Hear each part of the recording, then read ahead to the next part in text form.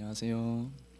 오늘도 영적 필요를 인식하셔서 하루 일정을 조정하고 집회에 참석하신 모든 분들을 환영합니다.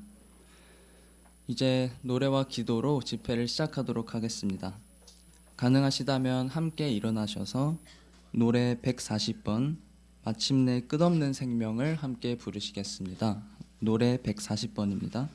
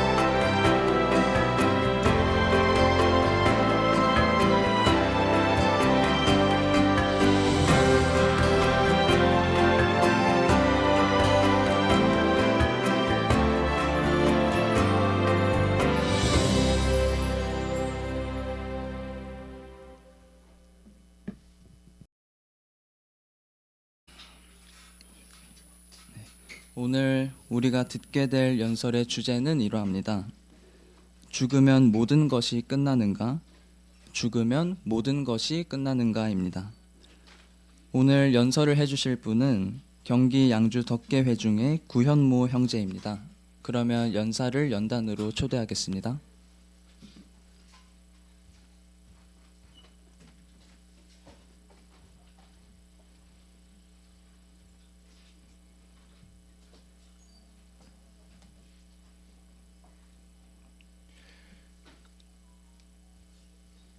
고통과 슬픔, 비통한 이별과 아쉬움, 아픔과 후회, 이 많은 감정을 담고 있는 단어는 무엇일까요? 어쩌면 죽음이라는 단어에는 이 많은 감정이 담겨 있는 것 같습니다. 화장터의 불은 24시간 꺼지지 않는다고 할 만큼 정말 많은 사람이 계속 사망하고 있습니다. 누군가 죽게 되면 우리는 고통을 받고 아픔을 겪게 됩니다. 어떤 사람은 끔찍한 범죄의 피해자가 되어서 사망하기도 합니다. 오전에는 살아있었던 우리의 가족이 저녁에는 죽은 사람이 되기도 하는 것이죠. 또는 우연히 불치병이 발견되면 우리의 삶이 완전히 바뀐다고 합니다. 절망감을 느끼고 앞으로 어떻게 해야 될지에 대한 염려와 두려움 때문에 큰 고통을 겪게 된다고 합니다. 또한 10대 청소년의 자살 비율이 높아지고 있다는 이 뉴스 보도는 우리의 마음을 아프게 하지 않습니까? 이처럼 많은 사람이 죽고 있고 많은 사람이 고통받고 그 죽음에 대한 염려와 두려움 가운데 생활하고 있습니다. 영국의 어느 공동묘지에서 한 남자가 무덤 앞에 앉아서 비통하게 울고 있었습니다. 이제 사연을 들어보니 자신이 사랑했던 아내와 딸이 그 무덤에 묻혀 있고 자신에겐 정말 많은 재산이 있지만 이 모든 재산을 다 바쳐서라도 다시 아내와 딸을 만나고 싶다고 이렇게 이야기하는 사연이었습니다. 또는 자녀를 잃게 되면 부모는 정말 큰 고통을 느낀다고 합니다. 수년이 지나도 그 고통이 사라지지 않고 문득문득 자녀가 생각나기 때문에 너무나 슬프고 마음이 아프다고 이렇게 이야기합니다. 과거에 회중에서 한 연로한 분이 돌아가시게 되어서 회중 형제들과 함께 운구를 돕기 위해서 화장장에 따라간 적이 있었습니다. 아마 예상하실 수 있는 것처럼 그곳 화장장에 있는 많은 사람이 슬픔 가운데 있었는데요. 근데 어느 한순간에 한쪽에서 크게 울면서 통곡하는 소리가 들렸습니다. 그래서 순간 모든 사람이 그쪽을 바라보게 되었는데요. 그 아이의 아버지처럼 보이는 젊은 남자가 아주 작은 관을 손에 들고 있었고 그 아이의 어머니처럼 보이는 젊은 여자와 유가족들이 그 주변에서 크게 울며 통곡하는 모습을 보게 되었습니다. 많은 사람이 슬픔 가운데 있었지만 저 가족이 얼마나 힘들까라는 생각을 했던 적이 있었습니다. 이처럼 죽음은 정말 많은 사람에게 고통을 주고 마음을 아프게 합니다.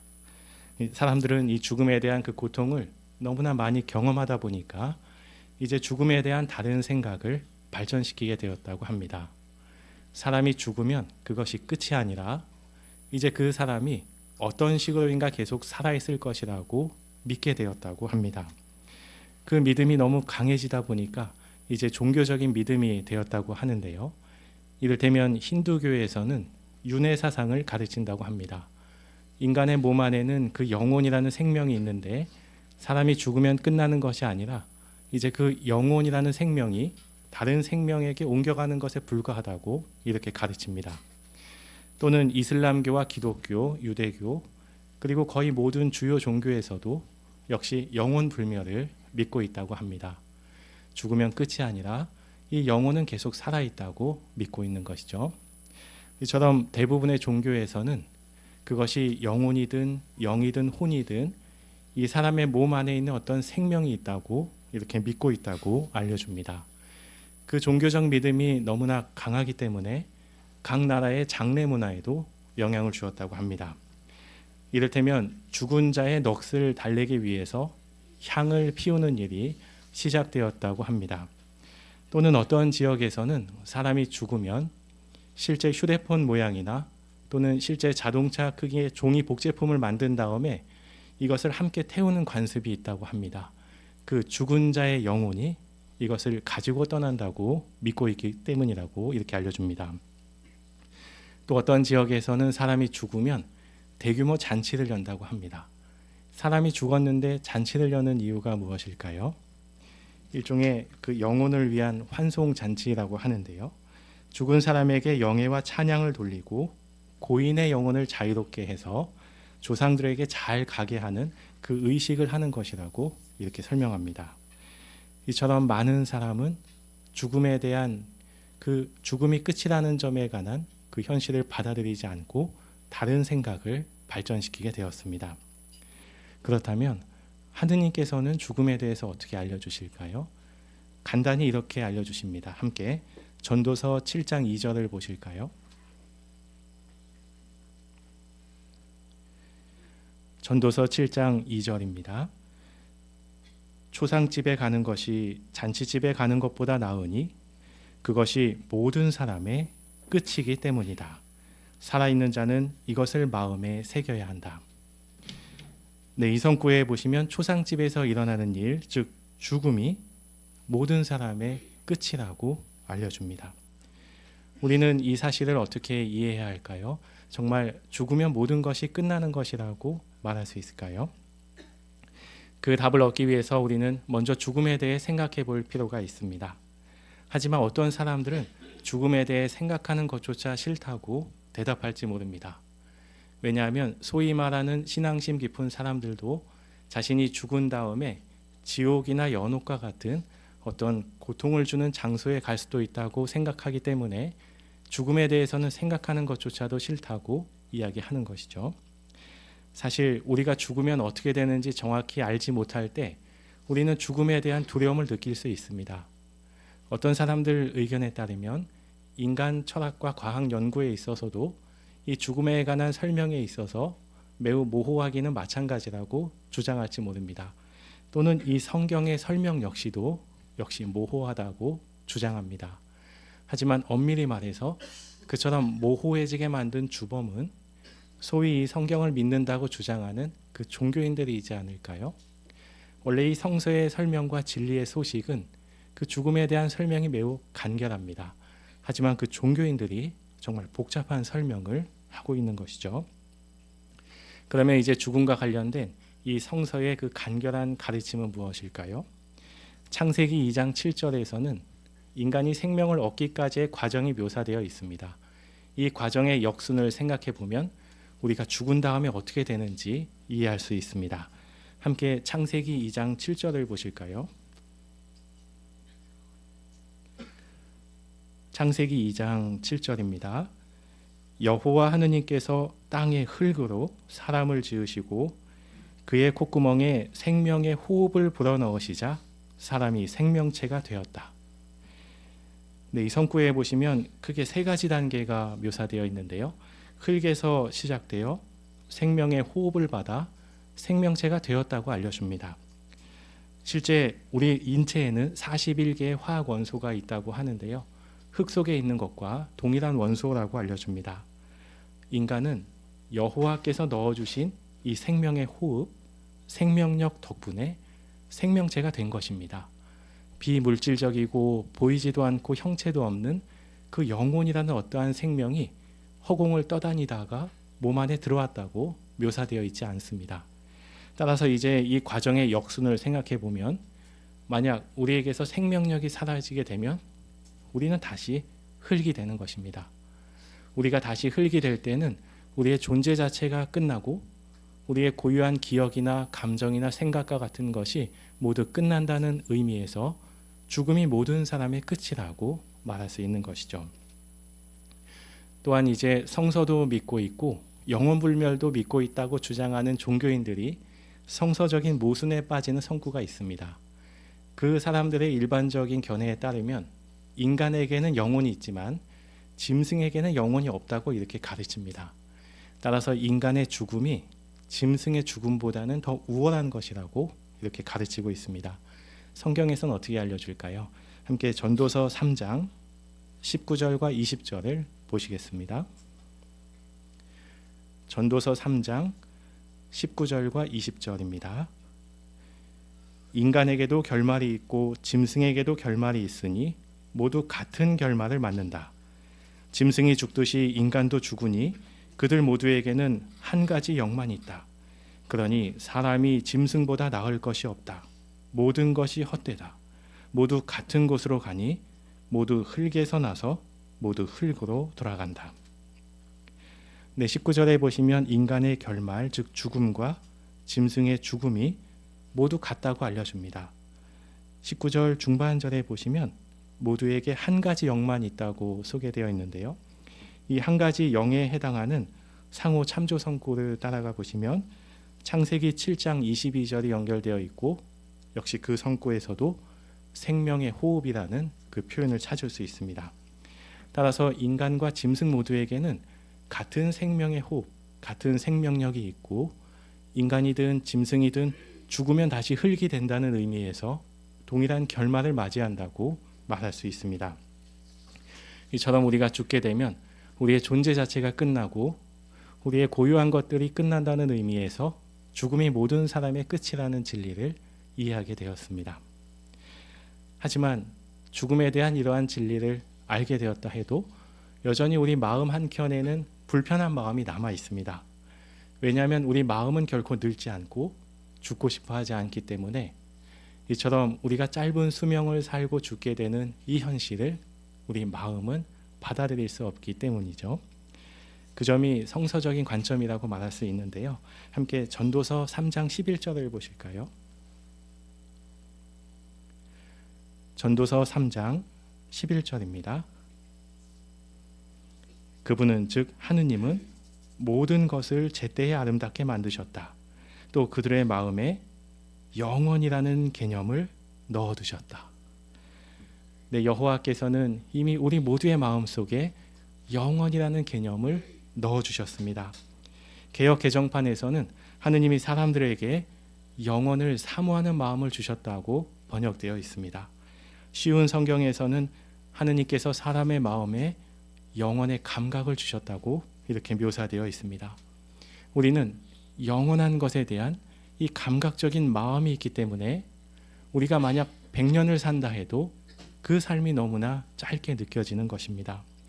어쩌면 영원불멸이나 윤회사상을 믿는 그 인간의 마음도 이처럼 영원한 것을 사모하는 인간 마음의 방어적 믿음이라고 말하는 사람도 있을 수 있을까요?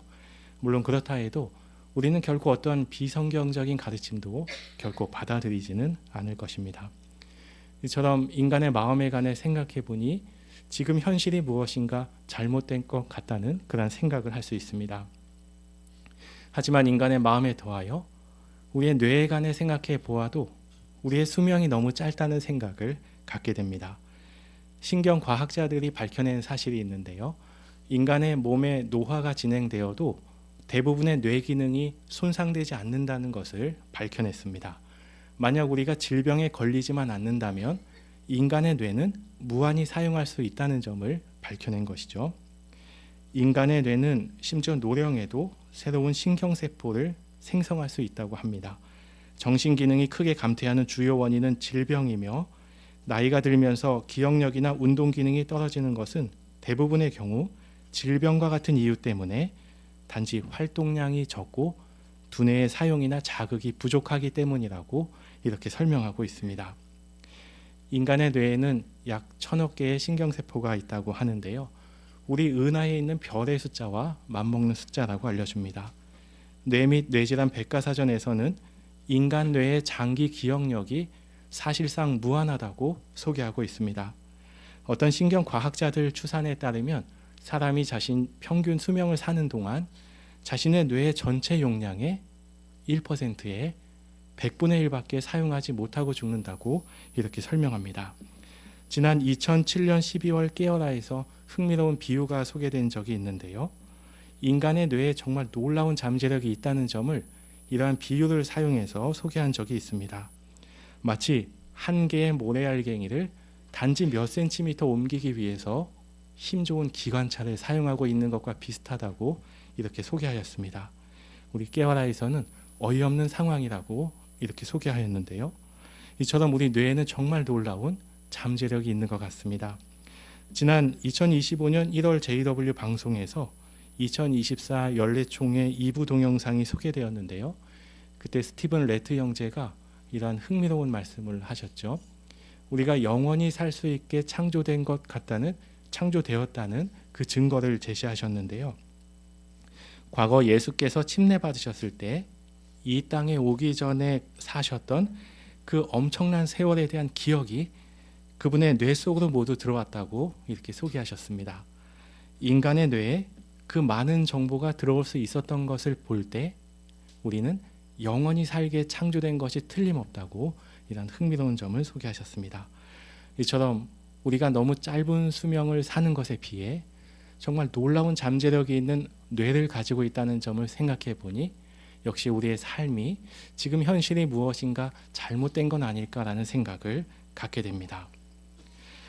우리는 합리적인 결론을 유추할 수 있습니다. 영원한 것을 사모하는 우리 마음에 관해 생각해 볼 때, 그리고 정말 놀라운 뇌에 관해 생각해 볼 때 지금의 이 삶 이상의 무엇이 있지 않을까라는 생각을 하게 되는 것이죠. 사실 여호와 하느님께서는 이미 오래전에 우리가 영원히 살 수 있다고 약속하신 분입니다. 따라서 이제 우리는 우리의 시간을 사용해서 여호와 하느님에 관해, 그분의 말씀에 관해 살펴보고 여호와께서 원하시는 그 삶을 살아야겠다는 점을 생각해 볼 수 있습니다. 지금까지 인간은 정말 많은 기계장치를 설계했는데요. 그 중에서 정말 매우 복잡하고 뛰어난 기계장치, 그리고 과학기술의 결정체라고 불리는 기계장치가 있다고 합니다. 어떤 기계가 생각나시나요? 함께 사파를 보실까요? 네, 우리 출판물에서는 우주왕복선이라고 알려줍니다. 이 우주왕복선 한 대를 만들기 위해서는 많은 공학자들이 팀을 이룬 다음에 여러 해에 걸쳐서 설계하고 조립하고 하는 과정을 반복할 때, 그리고 그 과정이 마침내 성공했을 때에만 이 한 대의 우주왕복선을 만들 수 있다고 알려줍니다. 약 250만 개의 부품이 필요하고 이 정교한 작업을 통해서만 성공할 수 있다고 이렇게 알려줍니다. 다음 사파도 보실까요? 네, 이 우주왕복선이 발사되는 장면인데요.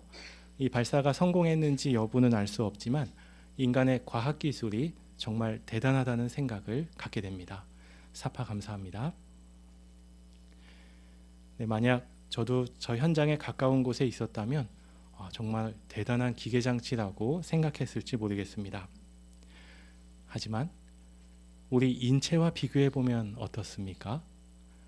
여호와께서 창조하신 우리 인체와 비교해 보면 저는 기계장치는 아무것도 아니라고 말할 수 있습니다. 여호와께서 만드신 우리 몸에는 약 100조 개의 세포가 있고 약 7천자 개의 원자가 있다고 합니다. 이 7천자라는 숫자는 정말 큰 숫자인데요. 7 다음에 동그라미가 27개 있으면 그것이 7천자라는 숫자라고 알려줍니다. 인체 내에는 수십 개의 기관이 있고 적어도 9개의 주요 기관이 우리 몸속에서 매우 정교하게 매우 활발하게 작동하고 있습니다.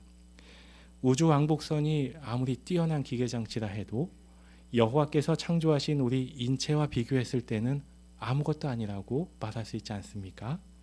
사실 그 우주왕복선을 만든 과학자들도 여호와께서 주신 그 뇌 기능의 단지 일부분만을 사용해서 그것을 만든 것이라고도 말할 수 있습니다. 따라서 이제 우리는 늘 여호와를 바라보고 여호와 하느님이 약속하신 그 놀라운 신세계에서의 삶에 관해서 묵상해야 하겠습니다. 우리가 참다운 희망을 둘 수 있는 분은 과학자들이 아니고 오직 여호와께만 희망을 둘 수 있다는 점을 우리는 확신할 수 있습니다. 창조주이신 여호와는 마치 우리의 아버지와 같은 하느님이십니다. 비유적인 의미에서 기꺼이 몸을 낮추어서 우리와 눈을 맞추어 주시고 우리의 손을 잡아주시는 그런 하느님이십니다. 흙바닥에 넘어진 아이를 일으켜 세워주는 그 아버지의 손길과 같이 여호와께서는 언제나 우리가 다시 일어설 수 있게 해주시는 분입니다. 창조주 여호와는 마치 우리의 어머니와 같은 그런 하느님이십니다. 아직 우리 마음속에는 다 말씀드리지 못한 그 고통이 남아있지만 여호와께서는 이미 알고 계십니다. 언제나 좋은 것을 주고 싶어 하시고 넘치게 주시는 그런 하느님이시죠. 때때로 우리가 밤새 우리의 힘든 감정에 관해 말씀드릴 때 여호와께서는 밤새 우리 옆에서 함께 들어주시는 그런 하느님이십니다. 이처럼 우리는 여호와에 관해 생각해 보면 우리의 마음이 이끌리게 되고 우리의 참다운 희망을 여호와께만 둘 수 있다는 점을 생각하게 됩니다. 언제나 여호와를 바라보면서 여호와께서 약속하신 그 순간을 열렬히 기대하게 되는 것이죠. 영원한 생명을 약속하신 그 여호와의 약속을 우리가 신뢰할 수 있는 매우 결정적인 증거가 있습니다. 그것은 과거 이 땅에서 실제로 예수께서 죽으셨다는 그 역사적인 사실이 강력한 근거가 됩니다. 성서에 의하면 모든 죽음은 죄에 대한 형벌이라고 알려줍니다. 하지만 예수께서는 그 어떠한 죄도 범하신 적이 없었기 때문에 그분의 죽음을 죄에 대한 형벌이라고 말할 수는 없습니다. 예수의 죽음은 매우 독특한 죽음, 숭고한 희생이라고 표현할 수 있다고 합니다. 예수께서는 죄가 없는 상태에서 죽으셨기 때문에 그분이 다시 부활되신 다음에는 그분이 영원히 살 수 있는 그 법적인 권리를 여전히 갖고 계셨습니다. 하지만 예수께서는 이 땅에서 영원히 사실 분이 아니었기 때문에 정말 감사할 만하게도 자신의 법적 권리를 다른 용도로 사용해 주셨습니다. 인류와 하느님이 다시 화해할 수 있는 그 기회의 문을 열어주신 것이죠. 우리의 죄를 용서받고 이제 하느님과 인간 사이에는 마치 비유적인 의미에서 높은 장벽이 있었는데 그 장벽을 없애는 그런 역할을 하셨습니다. 우리가 여호와께 의지하고 우리의 죄를 용서받았기 때문에 우리가 여호와를 따르는 삶을 추구할 때 다시 영원히 살 수 있는 그 기회의 문도 열어주셨습니다. 그 모든 것이 예수의 죽음을 통해서 가능하게 되었습니다. 그 점에 관해 묵상하다 보면 우리는 다음과 같은 결심을 하게 됩니다. 함께 고린도 후서 5장 14절과 15절을 보실까요? 고린도 후서 5장 14절과 15절입니다. 그리스도께서 가지신 사랑이 우리에게 강권합니다. 우리가 확신하는 것처럼 한 사람이 모든 사람을 위해 죽었기 때문입니다. 사실 모든 사람이 죽어 있었던 것입니다. 그분이 모든 사람을 위해 죽으신 것은 살아있는 사람들이 더 이상 자기 자신을 위해 살지 않고 자기들을 위해 죽었다가 일으켜지신 분을 위해 살게 하시려는 것입니다. 14절에서 알려주는 것처럼 예수께서 보여주셨던 자기 희생적인 사랑이 마치 우리에게 강권하는 힘과 같이, 강요하는 힘과 같이 작용하게 됩니다. 단지 우리가 감사함을 느끼는 정도에 그치는 것이 아니라 우리가 행동할 수 있게 하는 그 어떤 힘과 같이 작용하게 되는 것이죠. 15절에 보시면 우리가 더 이상 나 자신만을 위해 사는 것이 아니라 그리스도께서 기뻐하시는 삶, 나아가 여호와께서 기뻐하시는 그 삶을 살아야겠다는 그 확신을 갖게 하고 행동하게 하는 그 힘과 같이 작용하게 되는 것입니다. 왕국권익의 증진을 위해서 또 여호와의 조직에 기여하는 그 삶을 추구하게 됩니다. 함께 사파를 보실까요? 로마의 군인들이 예수를 잔인하게 매질하였습니다. 그러자 예수의 살점이 떨어져 나가고 군인들은 예수의 찢겨진 등에 무거운 기둥을 지고 가게 하였습니다. 처형 장소에 도착하자 군인들은 그분의 손과 발을 기둥에 못 박습니다. 몸의 무게 때문에 못이 박힌 상처가 찢어지고 극심한 고통이 몇 시간이나 지속됩니다. 심장과 폐에 무리가 가면서 점점 더 숨쉬기가 힘들어집니다. 예수께서는 몹시 슬퍼하는 친구들과 어머니를 남겨두고 마지막 기도와 함께 숨을 거두십니다. 네, 사파 감사합니다. 네, 이처럼 예수께서 죽으셨던 그 죽음에 관해 묵상하다 보면 우리는 깊은 감동을 느끼게 됩니다. 예수께서 자기 희생적인 사랑을 보여주신 덕분에 우리는 정말 놀라운 미래를 내다볼 수 있는 그 참다운 희망을 갖게 된 것이죠. 우리 역시 자기 희생적인 사랑을 나타낼 수 있습니다. 우리의 동료를 바라볼 때 단점은 작게 보아주고 아무리 작은 장점도 크게 보아줄 수 있다면 이것이 자기 희생적인 사랑이라고 말할 수 있습니다. 동료를 내 몸처럼 사랑하는 정도에 그치는 것이 아니라 나보다 더 사랑할 수 있다면 이것이 자기 희생적인 사랑이라고 이렇게 알려줍니다. 우리가 덜 예민한 사람이 되고 잘 용서하는 사람이 되면 회중의 평화와 연합에 크게 기여할 수 있다고 합니다. 또 이러한 점도 자문해 보실 수 있는데요. 우리가 대속에 대해 감사하는 마음을 갖고 있었지만 혹시 약해지고 있지는 않은가?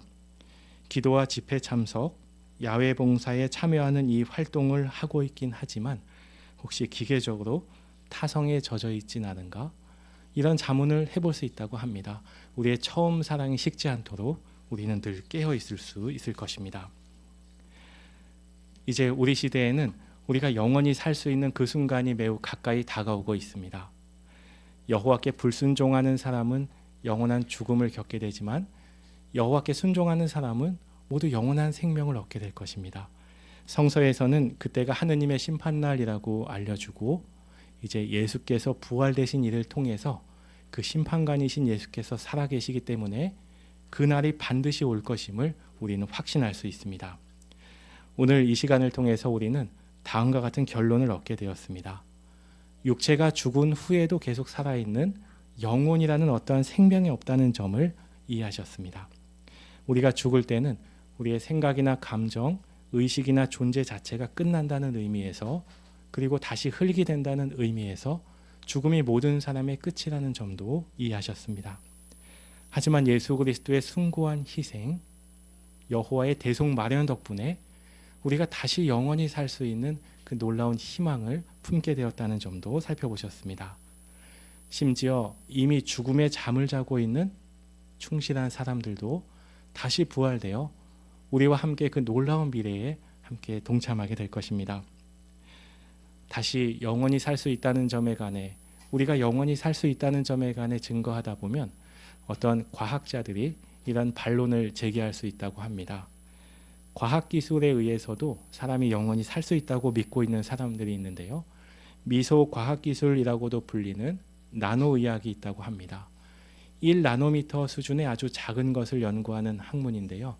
1cm를 1000만 등분하면 그 중에 한 조각이 1나노미터라고 합니다. 이처럼 작은 것을 연구하는 이유가 무엇일까요? 인간의 세포보다도 더 작은 기계장치를 만든 다음에 우리의 몸 안에 모세혈관에 그것을 주입하면 이 기계장치가 혈관을 타고 다니면서 종양과 같은 어떠한 것을 제거할 수 있다고 이렇게 믿고 있다고 합니다. 과연 그것이 가능할까요? 만약 이 기계장치가 고장나게 되면 우리의 혈관을 막아서게 되지 않을까요? 또는 현재 의학기술이 이 우리 몸에 있는 작은 흉터조차도 모두 없앨 수 없는 수준이기 때문에 과연 이것이 가능한 일일까 우리는 의심하게 됩니다. 우리 출판물에서는 지난 40년간 30가지 이상의 신종 질병이 발견되었다는 그런 설명이 소개된 적도 있었습니다. 과학의 꿈을 현실의 비극이 계속 앞지르고 있는 것이죠. 어쩌면 그 과학을 연구하던 수많은 과학자들이 이미 죽어서 흙이 되지는 않았을까요? 따라서 우리가 참다운 희망을 둘 수 있는 분은 인간의 과학계가 아니라 여호와 하느님께만 참다운 희망을 둘 수 있을 것입니다.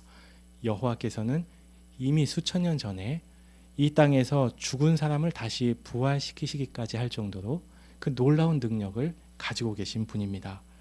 정말 감사할 만하게도 여호와께서는 부활에 대한 그 열망과 능력을 모두 가지고 계십니다. 과거 충실했던 욥은 하느님의 그 마음을 알고 있었습니다.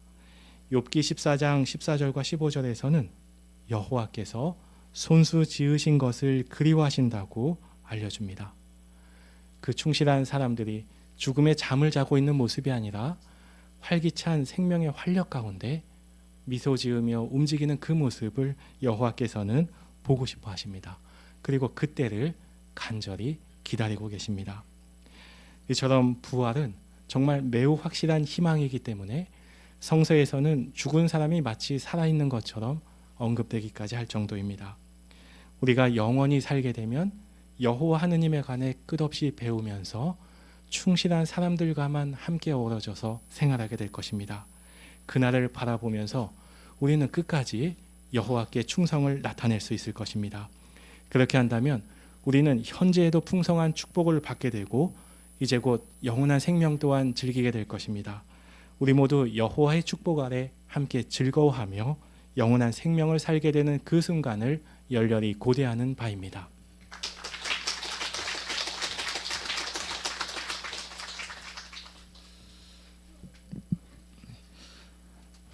죽으면 모든 것이 끝나는가라는 주제로 유익하고 격려적인 연설을 해주신 구현모 형제 회중을 함께해서 감사드립니다. 또 품위 있게 경청해주신 성원 모든 분들에게 감사의 말씀드립니다. 다음 주에도 오늘과 같이 유익한 연설이 준비되어 있는데요. 연재를 미리 말씀드리면 여호와의 말씀과 그분의 창조물에 대해 묵상하십시오입니다. 집회에 참석하셔서 동일한 유익 얻으시길 바랍니다. 그러면 이제 파수대 집회를 즐기시도록 하겠습니다. 사회자 심재용 형제를 연단으로 초대합니다.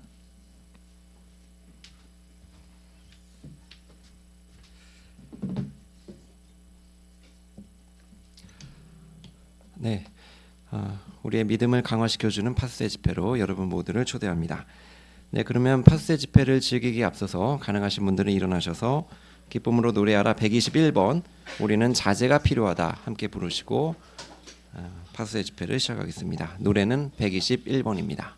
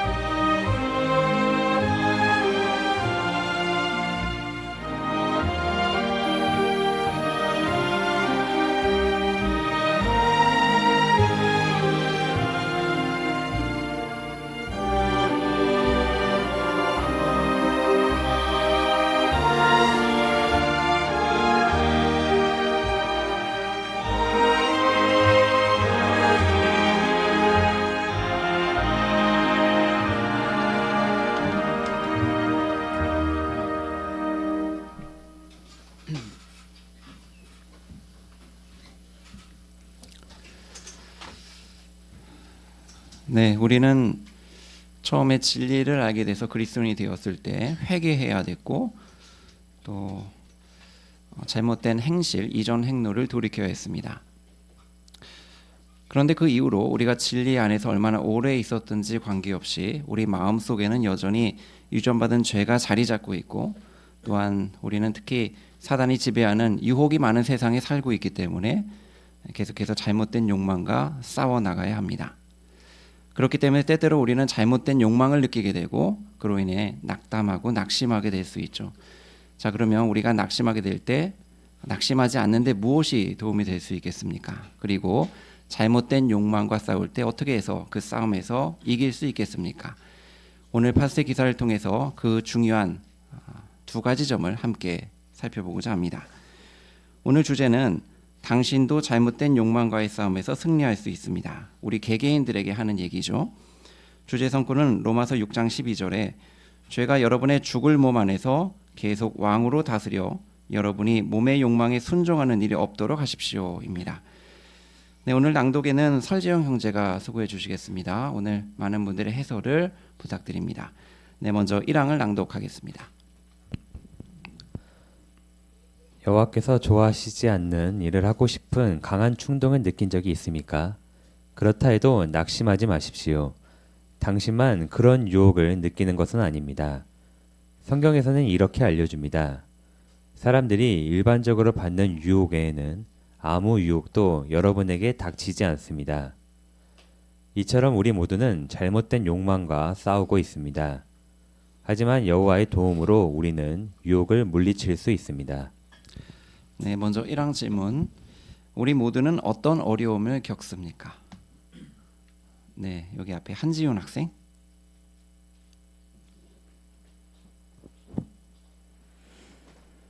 우리 모두는 여호와께서 좋아하시지 않는 일을 하고 싶은 강한 충동, 즉 잘못된 욕망과 싸우고 있습니다. 네, 아주 정확하게 잘 말씀해 주셨습니다.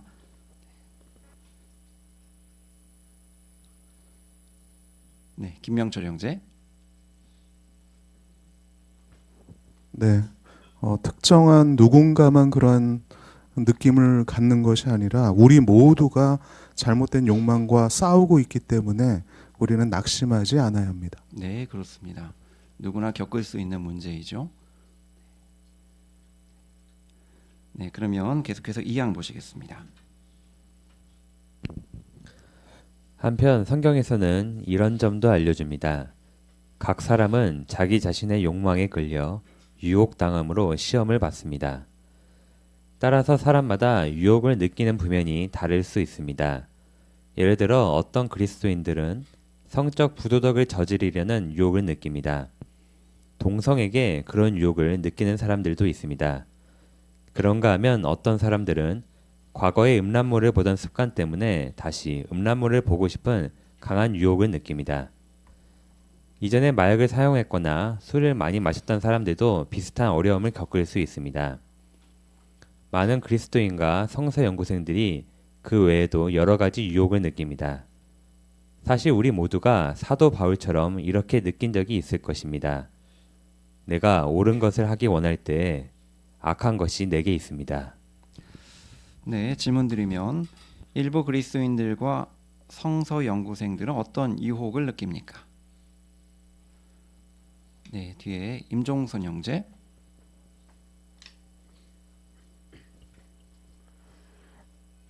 야고보 1장 14절에는 각 사람은 자기 자신의 욕망에 끌려 유혹당함으로 시험을 받는다고 알려주는 것처럼 사람마다 유혹을 느끼는 부면이 다를 수 있지만 다른 그리스도인과 성서 연구생들도 여러 가지 유혹을 느낍니다. 네, 감사합니다. 네, 성구를 근거로 잘 말씀해 주셨습니다. 어떤 실제적인 예들이 있을까요? 네, 배경윤 자매.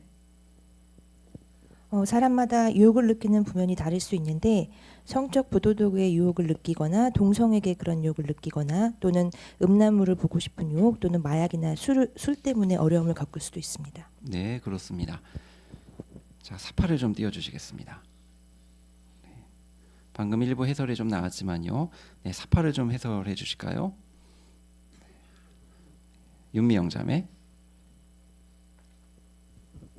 네, 이 두 사람은 평소에 이런 욕망과 계속 싸우고 있었을지 모르는데 이렇게 갑자기 예상치 않게 유혹의 순간을 마주했을 때 잘못된 욕망을 느낄 수는 있습니다. 하지만 로마 7장에서 약함이 있다는 것을 인정한 것을 보면 우리의 선택으로 내적인 싸움에서 이길 수 있다는 점을 보여주고 있기 때문에 내가 옳은 것을 원한다면 욕망에 따라 행동하지 않을 힘이 생길 수 있다는 것을 잊지 말아야 합니다. 네, 감사합니다. 이현정 자매.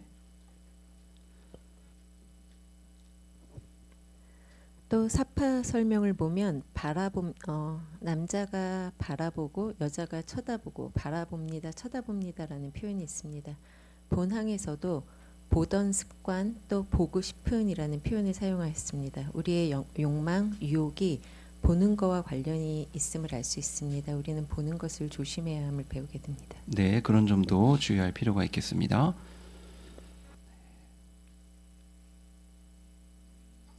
자, 그러면 이런 상황이 우리가 어떤 특정한 장소에 가야지, 특정한 상황이 있어야지만 일어날 수 있는 일들일까요?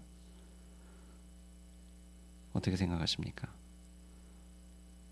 네, 은효상 형제.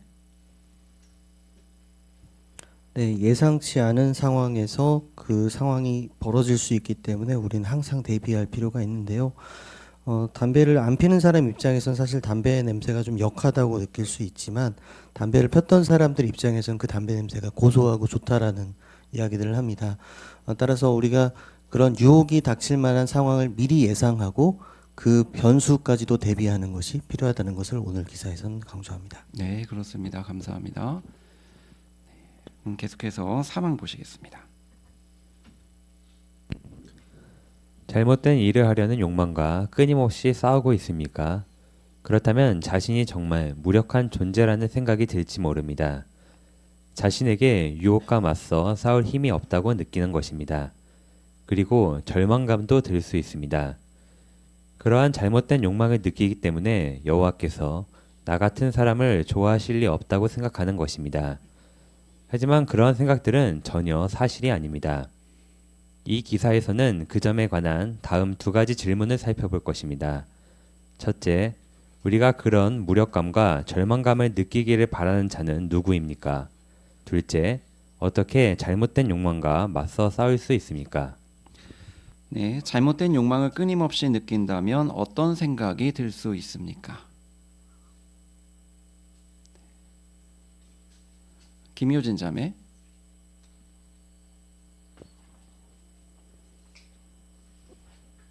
네, 그처럼 잘못된 욕망을 계속 느끼다 보면 여호와께서 나 같은 사람을 좋아하실 리 없다라는 그런 생각이 많아지면서 무력감과 절망감이 들게 될 수 있습니다. 네, 그렇습니다. 잘 말씀해 주셨습니다.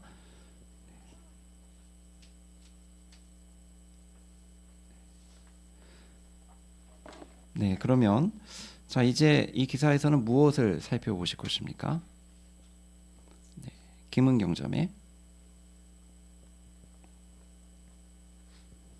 네, 우리가 그런 무력감과 절망감을 느끼기를 바라는 자는 누구이고 또 어떻게 잘못된 욕망과 맞서 싸울 수 있는지 그 점을 살펴볼 것입니다. 네, 감사합니다. 자, 이제 첫 번째 질문에 대한 답을 함께 찾아보시겠습니다. 첫 번째 소제목, 악한 자는 우리가 어떻게 느끼기를 바랍니까? 사항 보시겠습니다. 예수께서는 제자들에게 이렇게 기도하라고 가르치셨습니다. 우리를 유혹에 빠지지 않게 하시고 악한 자에게서 구출해 주십시오. 이 말씀을 보면 사탄이 우리를 유혹하려고 한다는 점을 알 수 있습니다. 그는 우리 스스로가 유혹 앞에 무력하다고 느끼기를 바랍니다. 우리가 잘못된 욕망을 느끼면 여호와께 불순종할 것이라고 주장합니다. 그런데 이런 주장을 하는 사탄이야말로 얼마나 무력한 자입니까? 사탄은 최초로 자신의 욕망에 굴복한 자입니다. 그는 여호와께 충실을 유지하려고 하지 않았습니다. 사탄은 자신과 마찬가지로 우리도 유혹을 받으면 쉽게 여호와를 저버릴 것이라고 생각하는 것 같습니다. 심지어 그는 하느님의 완전한 아들도 유혹에 넘어가게 할 수 있다고 생각했습니다. 하지만 생각해 보십시오. 우리가 정말 잘못된 욕망과 맞서 싸울 힘이 없는 무력한 존재입니까? 전혀 그렇지 않습니다. 우리는 사도 바울의 이러한 말에 동의합니다. 내게 능력을 주시는 분으로 인해 내게는 모든 일을 할 힘이 있습니다. 네, 먼저 기억 질문입니다. 사탄은 우리가 유혹을 받을 때 어떻게 느끼기를 바라며 그 이유는 무엇입니까? 네, 은하인 자매. 사탄은 우리가 유혹을 받을 때 무력하다고 느끼길 원합니다. 왜냐하면 그 감정 때문에 우리가 자신처럼 여호와께 불순종하길 바라기 때문입니다. 네, 그렇습니다. 아주 요점을 잘 말씀해 주셨습니다.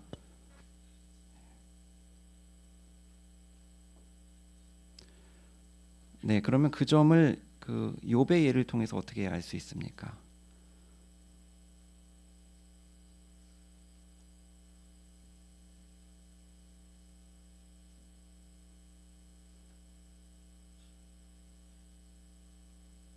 네, 신영옥 자매. 예, 사람은 목숨을 위해서라면 모든 걸 다 포기할 수 있고 버릴 수 있다. 당신을 저주할 수 있다. 이런 표현을 썼습니다. 네, 그렇습니다. 자, 그러면 사탄은 심지어 누구까지 그런 노력을 기울인 것을 보면 알 수 있죠. 사탄이 그만큼 확신한 이유가 있죠. 네, 장경진 형제. 네, 마태 4장 8, 9절을 보면 완전했던 예수께서도 유혹을 받으면 넘어갈 것이라고 생각하고 예수께 이야기하신 걸 보면 사탄이 대단히 잘못 생각하고 있다는 것을 알 수 있습니다. 네, 감사합니다. 자, 니은 질문입니다. 우리는 왜 유혹과 맞서 싸울 힘이 없는 무력한 존재가 아닙니까? 박소정 자매. 빌립보 4장 13절에서 사도 바울은 내게 능력을 주시는 분으로 인해 내게는 모든 일을 할 힘이 있다고 했습니다. 우리에게 힘을 공급하시는 분은 다름 아닌 전능자이신 여호와이시기 때문에 우리는 결코 무력한 존재가 아닙니다. 네, 감사합니다. 네, 오왕 모시겠습니다. 우리에 대한 여호와의 생각은 사탄과는 완전히 다릅니다. 그분은 우리가 잘못된 욕망과 맞서 싸울 수 있다고 확신하십니다. 그 점을 어떻게 알 수 있습니까? 요한계시록에서 여호와께서는 큰 무리가 충절을 지키고 큰 환난에서 생존할 것이라고 예언하셨습니다. 그 예언에서 그들은 어린 양의 피에 자기들의 긴 옷을 씻어 희게 한 것으로, 다시 말해 깨끗한 신분을 가진 것으로 묘사됩니다. 한번 생각해 보십시오. 거짓말하실 수 없는 여호와께서 단지 소수의 사람들이 아니라 많은 수의 사람들이 하느님의 승인을 받아 신세계에 들어갈 것이라고 말씀하신 것입니다. 그렇습니다. 여호와께서는 우리가 잘못된 욕망과 맞서 싸울 힘이 없는 무력한 존재라고 결코 생각하지 않으십니다. 네, 여호와께서는 우리에 대해 무엇을 확신하시며 그 점을 어떻게 알 수 있습니까? 뒤에 박예진 자매. 우리가 잘못된 욕망과 맞서 싸울 수 있다고 확신하신다는 점을 계시록 7장 14절에서 알 수 있었습니다. 큰 환난에서 나오는 사람들이 어린 양의 피에 자기들의 긴 옷을 씻어 희게 깨끗한 신분을 가진 것으로 묘사된 것을 보면 큰 무리는 잘못된 욕망과 싸워 충절을 지킬 수 있을 것이라는 점을 알게 해줍니다. 네, 감사합니다. 근거 성구로 잘 해설해 주셨습니다. 네. 박세영 형제. 네, 계시록 7장 이 9절에 보면 셀 수 없는 큰 무리가 깨끗한 신분을 가진 것으로 묘사하고 있습니다. 그리고 14절의 표현에서도 그들이 큰 환난에서 생존했다고 알려주고 있는데, 이 점은 단지 소수의 사람들이 아니라 이 많은 사람들이 이 사탄의 세상으로부터 점이 없는 상태를 유지하고 또 하나님과 그리스도께 이 충성을 지켜왔다는 것을 의미할 수 있습니다. 네, 부가 해설 감사합니다. 네, 김영수 형제. 네, 사탄의 주장은 완전히 잘못된 것입니다. 충분히 잘못된 욕망과 싸울 수 있다는 것이 이미 증명된 사례들이 성서를 통해서 우리는 다 알고 있습니다. 성서에 나오는 그 수많은 사람들이 사탄 마귀의 그런 유혹을 다 물리치고 하나님께 충절을 지켰다는 그런 기록들을 다 볼 수가 있고요. 큰 환난에서 통과하는 그 무수하게 많은 사람들이 깨끗한 신분을 유지했기 때문에 통과하는 것입니다. 그래서 사탄 마귀가 주장하는 그런 것들은 완전히 잘못된 것이고, 우리가 어떤 욕망과 맞선다 하더라도 충분히 그 이겨낼 수 있다는 보장을 받을 수 있습니다. 네, 감사합니다. 자, 6항과 7항 보시겠습니다. 또한 사탄은 우리가 희망이 없는 절망적인 상황에 있다고 느끼기를 바랍니다. 우리가 단지 잘못된 욕망을 느낀다는 이유로 여호와께서 우리를 좋아하실 리가 없다고 생각하기를 바라는 것입니다. 그런데 정말 절망적인 상황에 있는 자가 누구입니까? 바로 사탄이 아닙니까? 그는 영원한 생명을 누릴 수 없다는 여호와의 판결을 이미 받았습니다.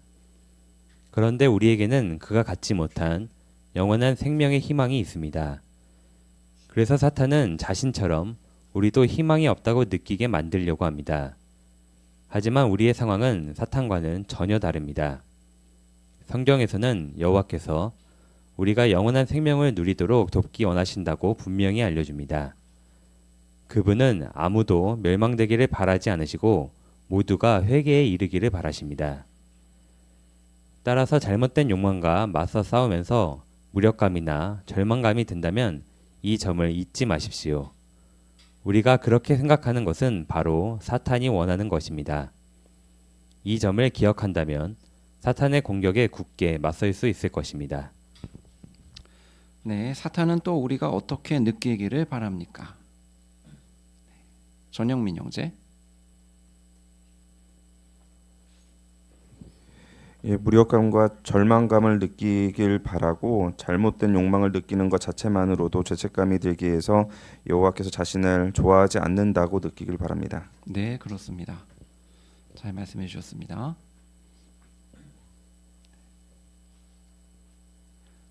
네, 난광자 자매. 네, 그 생각이 잘못됐다는 걸 알려주는 성구가 있습니다. 여호와께서는 아무도 멸망되기를 바라지 않으시고 모두가 회개에 이르기를 바라는 그런 하나님이십니다. 그렇기 때문에 우리에게 영원한 생명을 누리도록 돕고 계신다는 점입니다. 네, 그렇습니다. 감사합니다. 배경윤 자매. 사탄은 이미 영원한 생명을 누릴 수 없다는 판결을 여호와께 이미 받았지만 우리는 영원한 생명의 희망이 있기 때문에 사탄의 목적은 우리도 영원한 생명이 없다고 느끼게 만들려는 목적이 있습니다. 네, 그렇습니다. 신영옥 자매. 전항에서 그 큰 무리가 큰 환난을 통과한다고 그랬는데 그 환난은 전쟁, 경제적인 문제, 질병, 뭐 우울증, 정신병 이것뿐만 아니라 여기서 말하는 무력감, 절망감 이런 것도 포함됩니다. 그러니까 우리 큰 무리가 이 큰 환난을 통과할 때는 여기서 말하는 유혹, 무력감, 절망감도 포함된다는 걸 알 수 있습니다. 네, 그렇습니다. 감사합니다. 네, 그러면 이제까지 첫 번째 소제목을 살펴보셨는데 간단하게 좀 정리를 한번 해보실까요? 이 소제목을 통해서 우리가 잘못된 욕망이나 잘못된 욕망으로 인해서 절망감이 든다면 우리는 무엇을 기억해 보실 수 있겠습니까? 네. 장지연 자매. 우리가 무력감이나 절망감에 빠지기를 바라는 것은 바로 사탄이 원하는 것이라는 것을 생각해야 합니다. 네, 그렇습니다. 오유연 자매.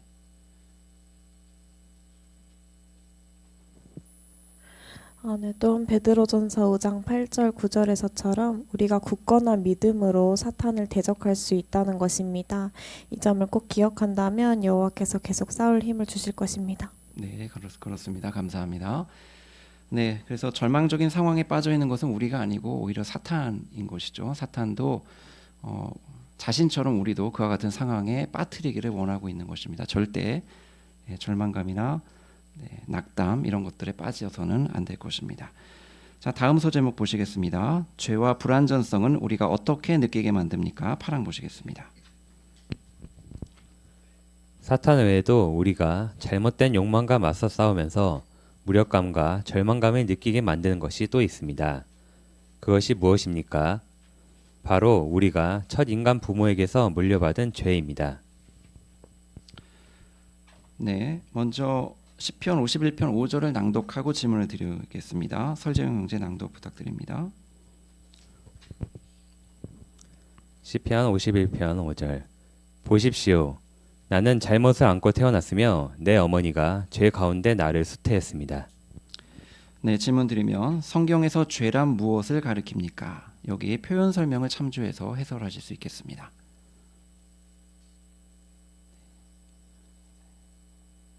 전영민 형제. 예, 죄는 도둑질, 살인, 간음과 같은 잘못된 행동 그 자체와 또 태어날 때부터 지닌 불완전성을 가리킵니다. 네, 그렇습니다.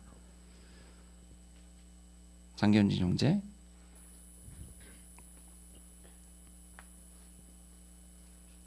네, 시편 51편 5절에 나오는 죄 가운데 나를 수태했습니다라는 표현은 그 중에서 인간이 받은 불완전성을 의미합니다. 네, 맞습니다. 잘 말씀해 주셨습니다. 네, 계속해서 구왕 10판 보시겠습니다. 아담과 하와가 죄를 지어 불완전하게 된 후에 어떻게 느꼈는지 생각해 보십시오. 그들은 여호와께 불순종한 이후에 자신들의 몸을 가리고 그분을 피해 숨었습니다. 그 행동에 대해 성경 통찰에서는 그들이 죄로 인해 죄책감, 염려, 불안감, 수치를 느꼈다고 알려줍니다.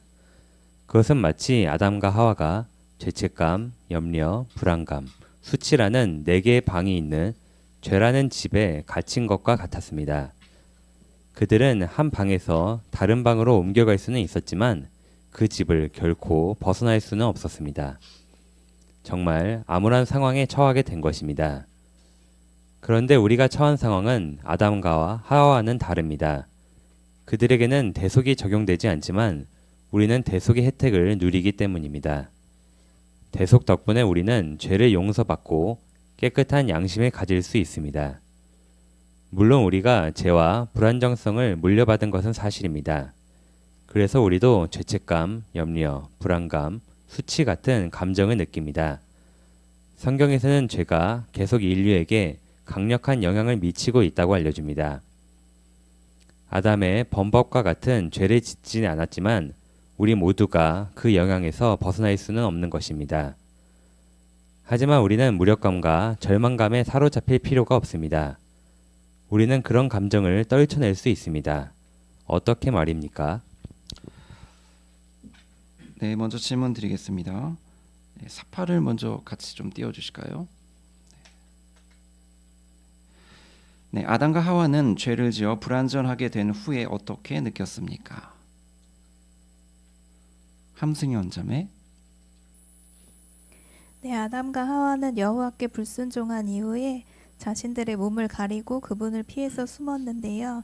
그러한 행동은 그들이 죄로 인해서 죄책감, 염려, 불안감, 수치를 느꼈기 때문에 그렇게 했다고 알려줍니다. 네, 그렇습니다. 감사합니다.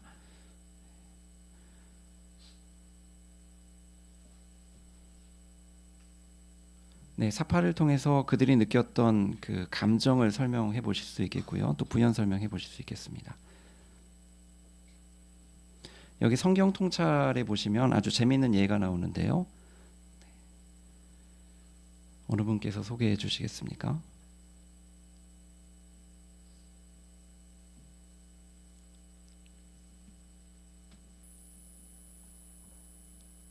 네, 최경렬 정제. 네, 성경 통찰에서는 이들이 죄책감, 염려, 불안감, 수치라는 4개의 방이 있는 죄라는 집에 갇힌 것과 같은 상황이 되었다고 합니다. 사파에서도 더 이상 원래의 상태로는 되돌아갈 수 없는 천사들이 맡고 있는 그런 상황을 볼 수 있고, 또 아담과 하와가 굉장히 고개를 떨구면서 이 네 개의 방을 옮겨 다니는 그런 상황을 볼 수 있습니다. 네, 그렇습니다. 감사합니다. 네, 그럼 니은 질문 보실까요? 죄와 불완전성은 우리에게 어떤 영향을 미칩니까? 네, 이제 우리에게 적용해 보실 수 있겠습니다. 김지웅 형제. 네, 우리가 아담과 같은 죄를 짓진 않았지만 죄와 불완전성을 물려받았기 때문에 우리도 죄책감, 염려, 불안감, 수치 같은 감정을 느낍니다. 네, 그렇습니다. 우리 역시 그렇게 느끼고 있죠.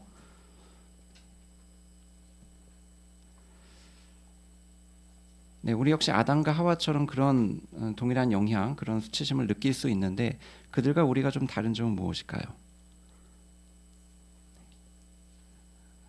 네, 김수현 자매. 네, 앞에.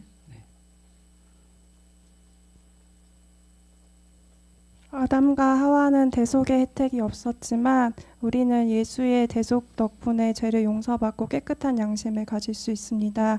그래서 우리는 죄의 영향은 받지만 그 속에서 절망하지 않고 여호와께 용서와 힘을 구할 수 있는 희망을 가질 수 있습니다. 네, 그렇습니다. 잘 말씀해 주셨습니다.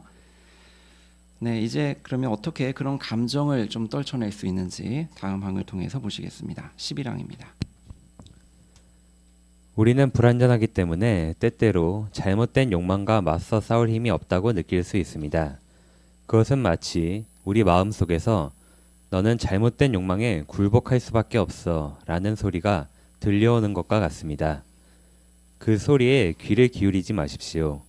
성경에 따르면 우리는 죄가 우리에 대해 계속 왕으로 다스리지 못하게 할 수 있습니다.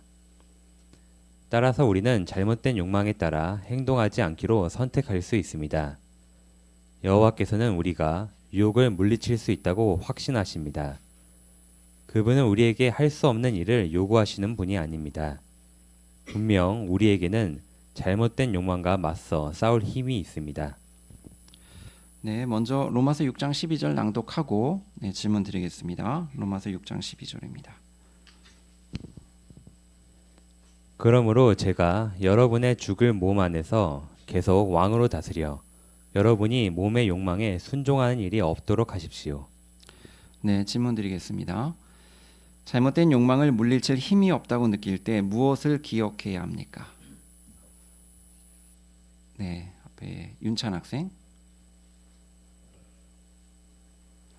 네, 잘못된 욕망을 물리칠 힘이 없다고 느낄 수 있지만 여호와께서는 우리가 유혹을 물리칠 힘이 있다고 확신하시기 때문에 우리는 그것을 기억해야 합니다. 네, 감사합니다.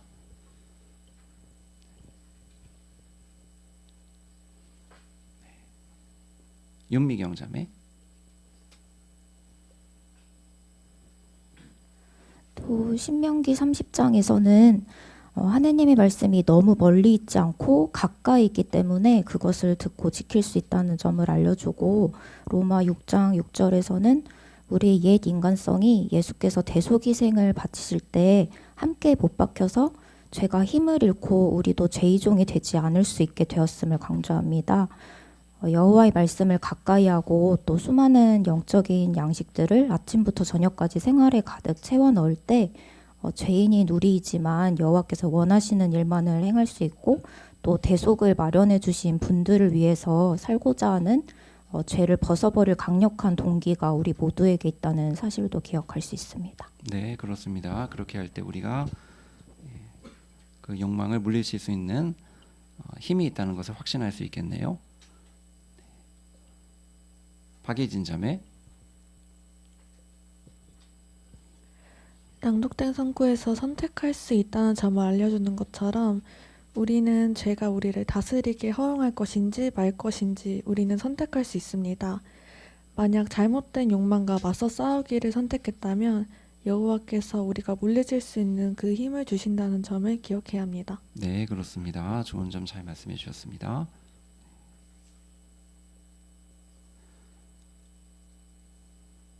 네, 다른 선구들에서는 김명철 형제. 네, 갈라디아 5장 16절에 보면은 영을 따라 걸은다라는 표현이 있는데, 이 표현은 하나님의 영의 인도를 구하고 그 영이 자신의 생각과 행동에 영향을 미치게 하는 것을 의미한다고 합니다. 그렇기 때문에 우리가 하나님의 영에 따라서 걷기로 결심한다면 그런 잘못된 욕망에 따라 행동하지 않게 될 것입니다. 네, 그렇습니다. 감사합니다. 다음 12양 보시겠습니다. 우리가 절망감을 느낄 때도 마찬가지입니다. 그것은 마치 우리 마음속에서 이런 잘못된 욕망을 느끼는 너를 여호와께서 좋아하실 리가 없어 하는 소리가 들려오는 것과 같습니다. 그 소리에 귀를 기울여서는 안 됩니다. 성경에서는 여호와께서 우리의 불안정성을 이해하신다고 알려줍니다. 그분은 우리에 대해 모든 것을 아십니다. 유전받은 불안정성이 우리 각자에게 어떤 영향을 미치는지도 아십니다. 우리가 잘못된 욕망에 따라 행동해서 죄에 굴복하지 않는 한 여호와께서는 우리를 깨끗하다고 여기십니다. 그 점을 어떻게 확신할 수 있습니까? 네, 절망감을 느낄 때 어떻게 해야 하며 그 이유는 무엇입니까?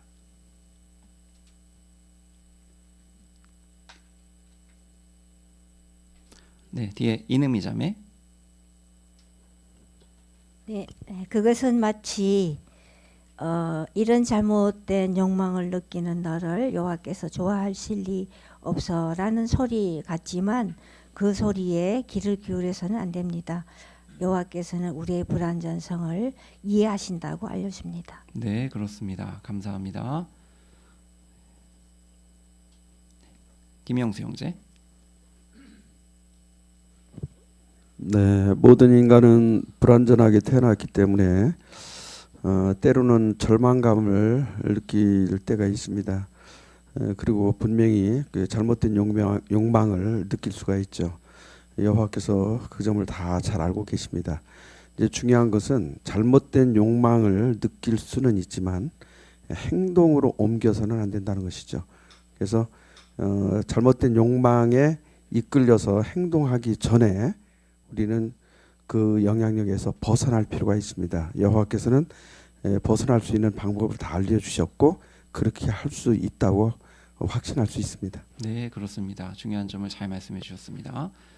네, 느낄 수는 있지만 행동해서는 안 된다는 것이죠. 자, 여기 성구들에 보시니까 여호와께서는 우리에 대해서 어떤 이해를 갖고 계시기 때문에 우리가 절망감을 느낄 필요가 없습니까? 장은아 자매. 시편 103편에서 표현된 것처럼 여호와께서는 자비로운 아버지로서 또 우리를 지으신 창조주로서 우리가 어떻게 지어졌는지를 아시고 우리가 약한 흙임을 기억해 주시는 분입니다. 또한 요한 1서에서 표현된 것처럼 이러한 우리의 불완전성과 약함에 대해서 모든 것을 아시는 분이기 때문에 우리가 결코 절망감을 느낄 때 여호와께서 좋아하실 리가 없다라는 낙담이 아니라 그분께서 우리를 믿어주시고 우리가 그 유혹을 이겨낼 수 있음을 확신해 주시는 분임을 기억해야 합니다. 네, 감사합니다. 이 마지막 문장, 그 뒷부분에 있는 문장 기억하시면 좋을 것 같습니다. 다시 읽어드리면 우리가 잘못된 욕망에 따라 행동해서 죄에 굴복하지 않는 한 여호와께서는 우리를 깨끗하다고 여기십니다. 네, 이 점을 꼭 기억하시면 좋을 것 같습니다. 다음 13, 14항입니다. 성경은 잘못된 욕망을 느끼는 것과 그 욕망에 따라 행동하는 것 사이에 큰 차이가 있다고 알려줍니다. 잘못된 욕망을 느끼는 것은 제어할 수 없는 경우가 많은 반면 그 욕망에 따라 행동하는 것은 우리가 제어할 수 있기 때문입니다. 예를 들어 1세기 고린도회 중에 일부 사람들은 그리스도인이 되기 전에 동성애자였습니다. 바울은 여러분 가운데에도 그런 사람들이 있었습니다. 라고 말했습니다. 따라서 그들은 더는 동성애자가 아니었습니다. 그러면 그들은 그 후로는 그러한 부도덕한 욕망을 전혀 느끼지 않았습니까? 아마도 그렇지 않았을 것입니다. 그런 욕망은 쉽게 떨쳐낼 수 없는 경우가 많기 때문입니다. 하지만 그들은 자제를 나타내어 그러한 욕망에 따라 행동하지 않았고 여호와의 승인을 받았습니다. 그분은 그들이 깨끗이 씻겨졌다고 여기셨습니다. 오늘날 우리도 그들처럼 여호와의 승인을 받을 수 있습니다. 어떤 잘못된 욕망과 싸우고 있든 우리는 그 욕망을 물리칠 수 있습니다. 욕망 자체를 완전히 뿌리 뽑기는 어려울지 모릅니다. 하지만 우리는 자질을 나타내어 육체와 우리 생각의 뜻대로 행동하지 않을 수 있습니다. 그러면 잘못된 욕망에 따라 행동하지 않는데 무엇이 도움이 됩니까? 네, 질문 드리겠습니다. 우리가 잘못된 욕망을 느낀다는 이유로 여호와께서는 우리를 승인하지 않으십니까? 장효정 자매. 우리가 잘못된 욕망을 느끼더라도 그 욕망에 따라 행동하지 않는다면 여호와의 승인을 받을 수 있습니다. 네, 그렇습니다. 간단하게 요점을 잘 말씀해 주셨습니다. 자, 어떤 예가 있을까요? 성서적인 예를 좀 소개해 주실 수 있겠습니다.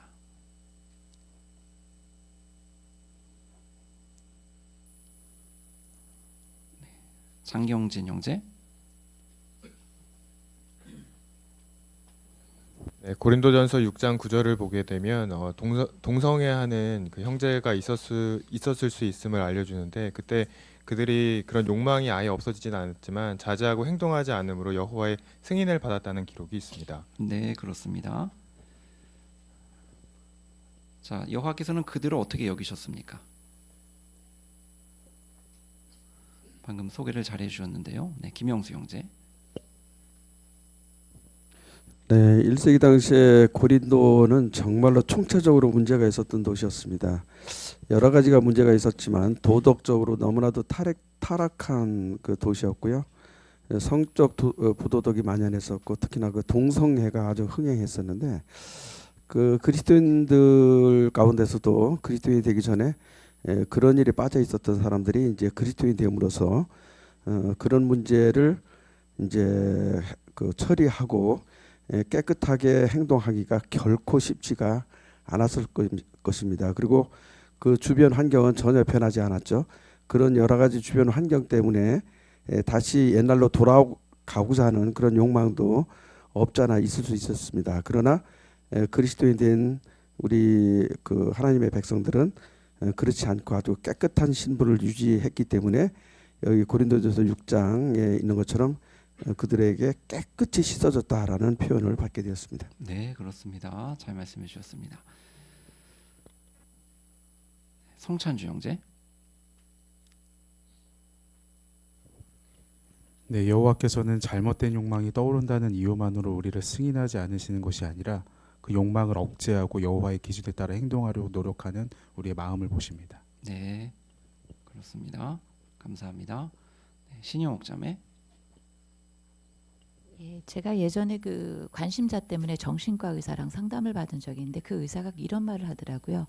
정신병의 그 문제점이 뭐냐면 그 사람이 집을 짓고 그 안에 들어가서 창문을 닫고 문을 닫으면 그걸로 끝난다는 표현을 하더라고요.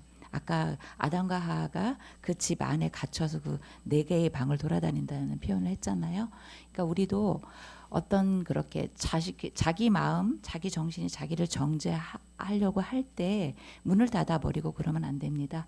여호와께 도움을 청하고 회중의 도움을 청해서 거기서 벗어나야지만 그런 무거운 짐에서 벗어날 수 있는 겁니다. 네, 아주 흥미로운 이야기네요. 감사합니다.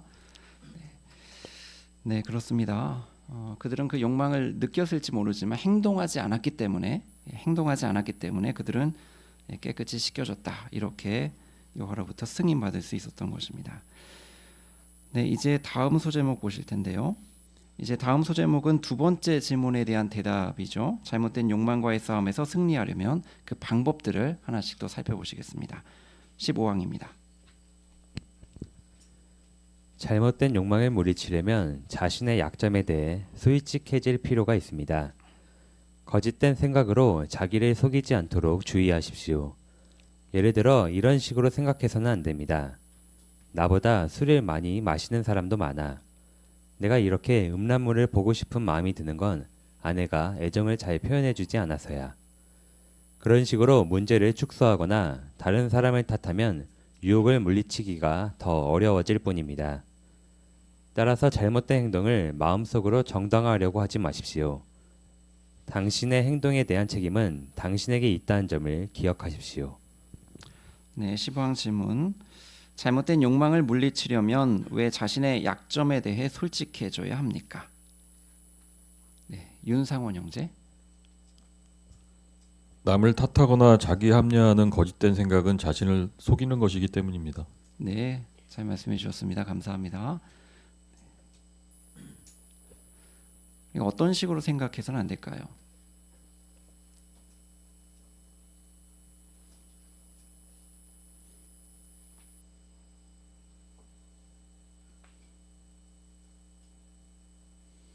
네, 김경미 자매. 네, 잘못된 행동을 마음속으로 정당화하려고 하지 말고 그리고 자신의 행동에 대한 책임은 자신에게 있다는 점을 기억해야 합니다. 네, 감사합니다. 오송혜 자매.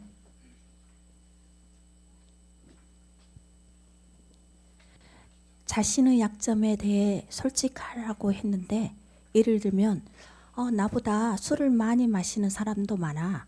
내가 이렇게 음란물을 보고 싶은 마음이 드는 건 아내가 애정을 잘 표현해 주지 않아서야. 이런 마음으로 문제를 축소하거나 또 보통 사람을 괴롭히면 다른 사람을 탓하며 이렇게 자기 자신을 속이면서 유혹을 속이면 그 육적인 유혹을 물리치기가 쉽지 않기 때문입니다. 네, 그렇습니다. 그렇죠. 잘 말씀해 주셨죠. 네, 장은아 자매. 어떤 잘못된 욕망이나 유혹을 받을 때 여기 표현된 것처럼 남을 탓하거나 문제를 축소하고자 하는 환경이 실제로 있을 수도 있습니다. 하지만 우리가 이번 기사를 통해서 계속 살펴보는 내용은 이러한 욕망을 느꼈을 때 그것을 행동으로 옮길 것인지의 선택은 결국 자신에게 있다는 점인데요. 때문에 모든 행동의 책임이 나에게 있다는 점을 기억하면서 다른 사람이나 문제를 축소하는 것보다는 자신의 약점을 인정하고 그 상황을 잘 헤쳐나갈 수 있도록 노력해야 합니다. 네, 감사합니다. 16항입니다. 또한 우리는 유혹에 넘어가지 않겠다는 결심을 강화할 필요가 있습니다. 자신이 무엇 때문에 혹은 언제 유혹을 느끼는지 잘 생각해 보십시오. 어떤 유혹에 특히 취약한지, 그리고 하루 중 언제 유혹을 느끼기가 쉬운지 생각해 보는 것입니다. 피곤할 때나 밤 늦은 시간에 유혹을 물리치기가 더 어렵습니까? 유혹이 될 만한 상황을 미리 예상해 보고 어떻게 대처할지 구체적으로 생각해 두십시오. 유혹이 닥치기 전에 그러한 준비를 해 두는 것이 중요합니다. 네, 유혹을 물리치겠다는 결심을 어떻게 강화할 수 있습니까? 네, 앞에 장하준 학생.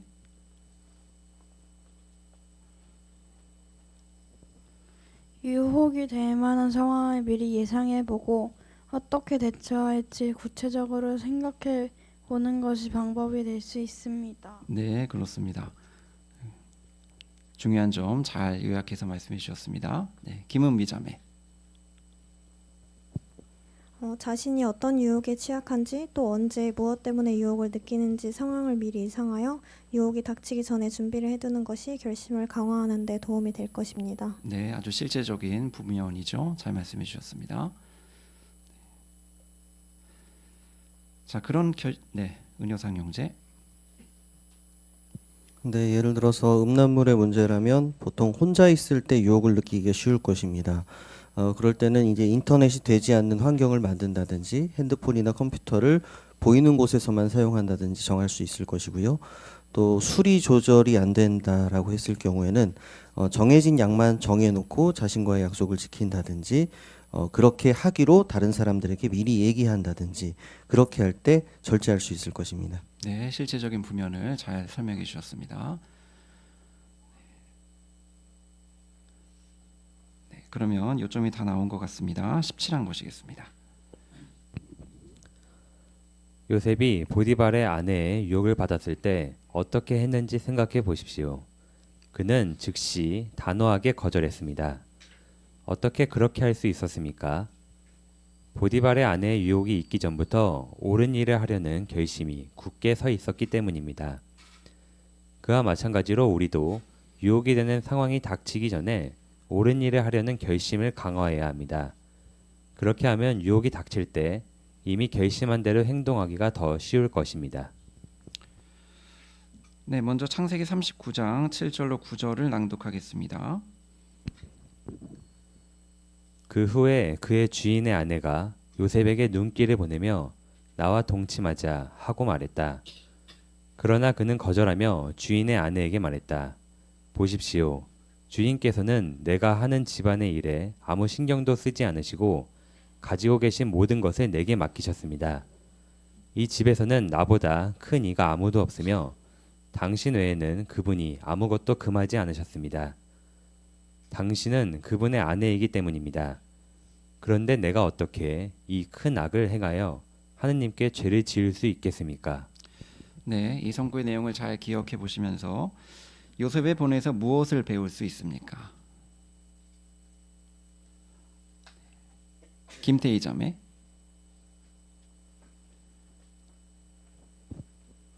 요셉은 거절하는 이유를 분명히 설명했습니다. 하지만 보디발의 아내가 계속 유혹하자 결국 도망쳤는데요. 보디발의 아내처럼 상대는 단호한 거절에도 다가올 수 있기 때문에 처음부터 단호하게 거절하는 것이 중요합니다. 네, 그렇습니다. 김소영 자매. 또한 요셉은 그 보디발의 아내가 유혹이 있기 전부터 옳은 일을 하려는 결심이 굳게 서 있었다는 것을 예상할 수 있습니다. 그래서 그런 유혹의 상황이 닥치기 전에 옳은 일을 하려는 결심을 강화한다면 유혹이 닥칠 때 이미 결심한 대로 행동하기가 더 쉬울 것입니다. 네, 그렇네요. 네, 유미연 자매.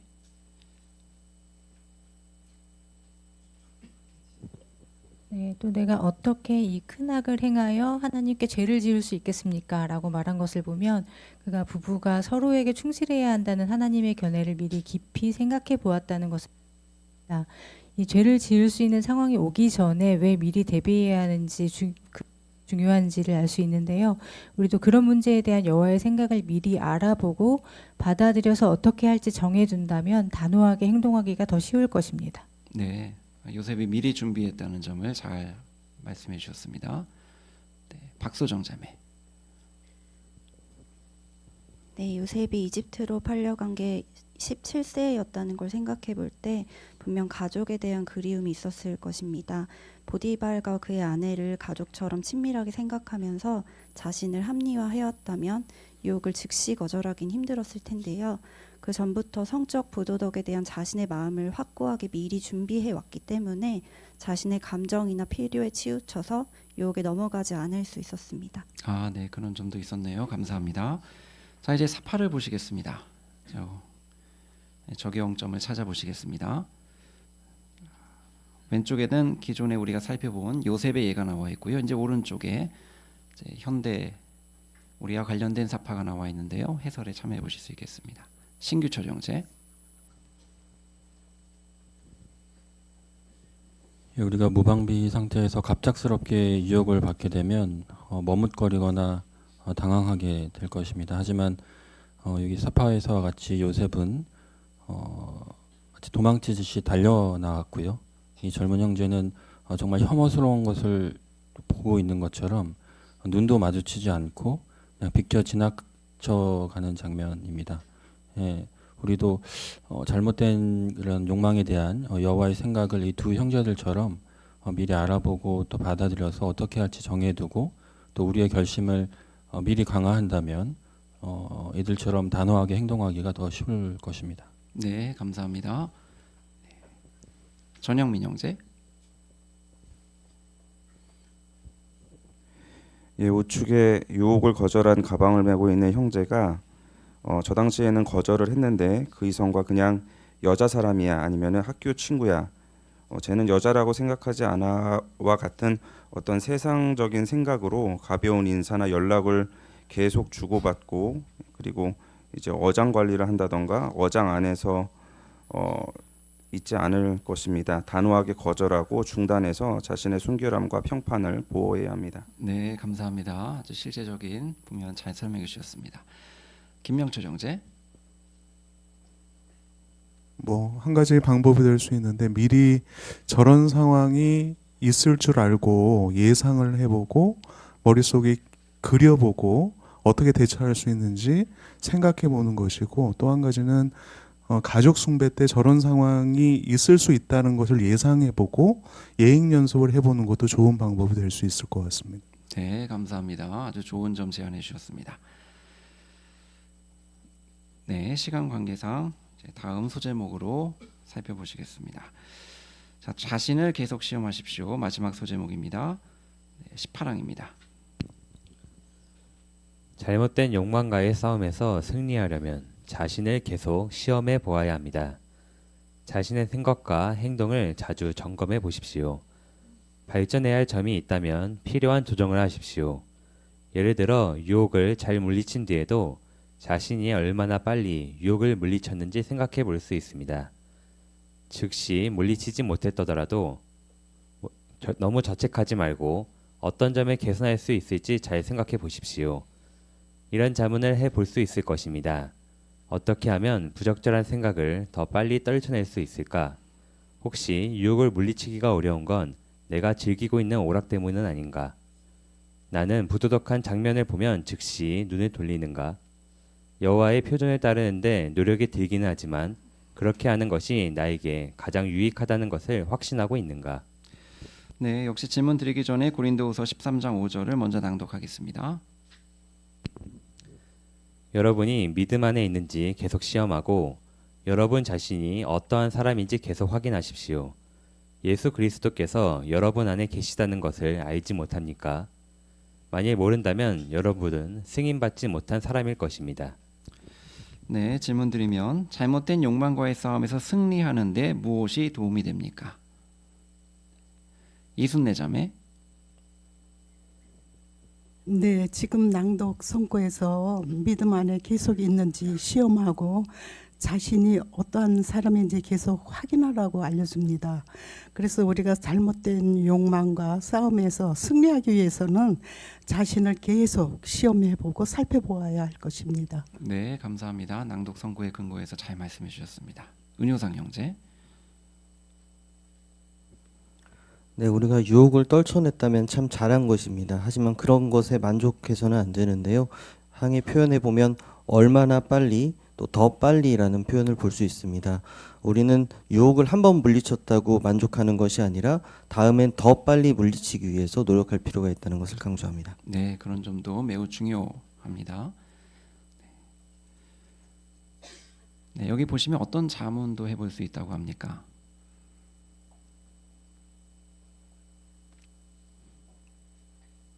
평상시 우리가 생활하면서 좀 기억해 보면 좋을 자문인 것 같습니다.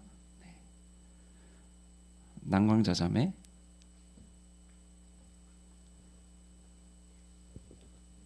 네, 자기 자신을 살펴보는 것인데요.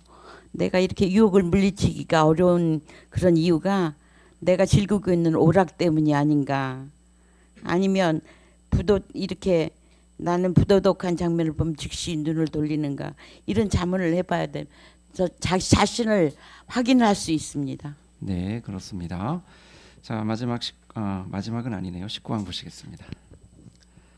자기 검토를 할 때 스스로를 합리화하지 않도록 조심해야 합니다.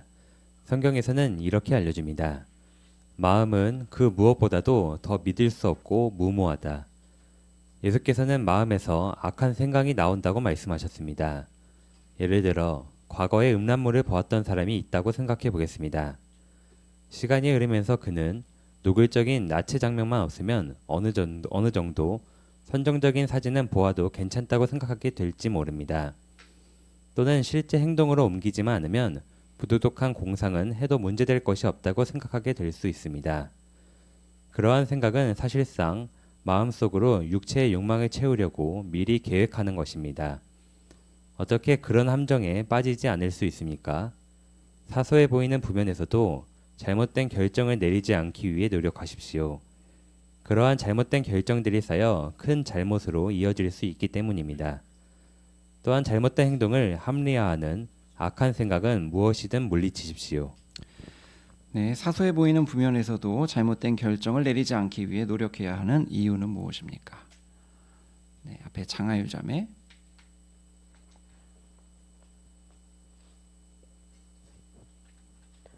사소한 잘못된 결정들이 쌓여 큰 잘못으로 이어질 수 있고 또 잘못된 행동을 합리화하는 태도를 가지게 될 수 있기 때문입니다. 네, 이 항의 요점이죠. 잘 말씀해 주셨습니다.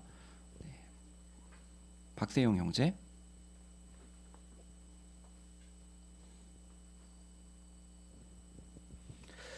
네, 각주의 잠언 7장 7절 23절에 보면 이 어리석은 한 청년이 부도덕에 빠지는 과정을 잘 설명하고 있습니다.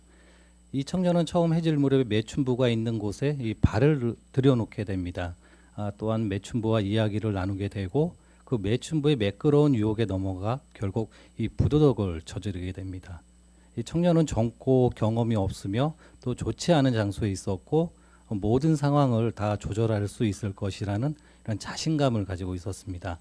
이러한 과정들이 오히려 이 부도덕에 빠지는 결과를 초래하게 되었습니다. 네, 각주의 내용도 잘 설명해 주셨습니다. 그 사소해 보이는 그런 부분에서 계속 잘못된 결정을 내렸죠. 이 청년은. 네. 자, 그러면 예를 들어서 과거에 음란물을 보았던 사람이다고 한다면 네, 어떻게 생각하게 될 수도 있습니까?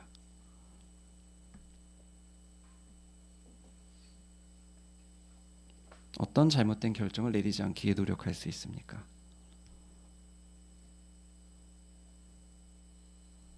네, 신영옥 자매. 예, 덜 노골적인 장면들은 괜찮겠지 하고 하다가 예전처럼 돌아갈 수 있습니다. 알코올 중독에 걸렸던 분들이 다시 알코올 중독에 빠지는 이유가 이제 한동안 금주를 했기 때문에 괜찮았는데 그 한 잔 때문에 그렇게 돌아가는 경우를 실은 진리 안에서도 몇 명을 제가 본 적이 있거든요. 결코 과신해서는 안 됩니다. 네, 감사합니다. 창경진 형제.